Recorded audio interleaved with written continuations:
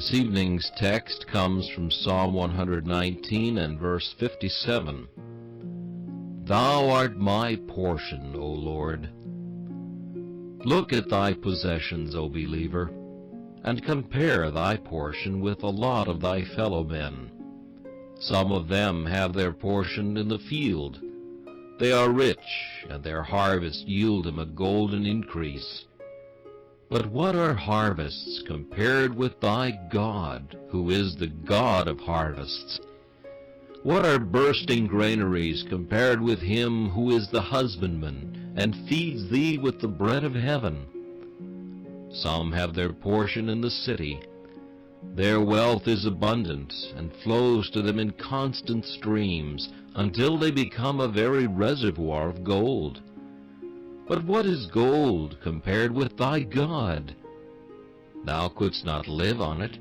Thy spiritual life could not be sustained by it.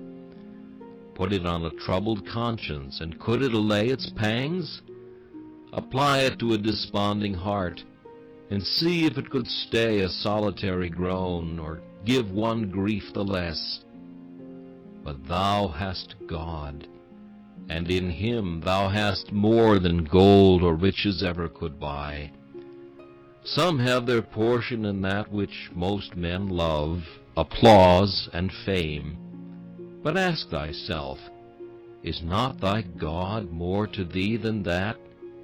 What if a myriad clarions should be loud in thine applause? Would this prepare thee to pass the Jordan, or cheer thee in the prospect of judgment?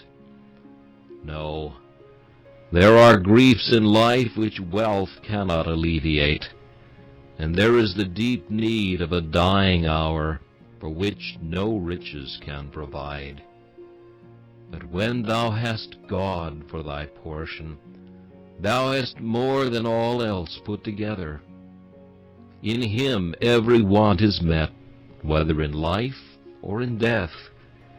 With God for thy portion, thou art rich indeed, for he will supply thy need, comfort thy heart, assuage thy grief, guide thy steps, be with thee in the dark valley, and then take thee home to enjoy him as thy portion forever. I have enough, said Esau. This is the best thing a worldly man can say. But Jacob replies, I have all things, which is a note too high for carnal mind.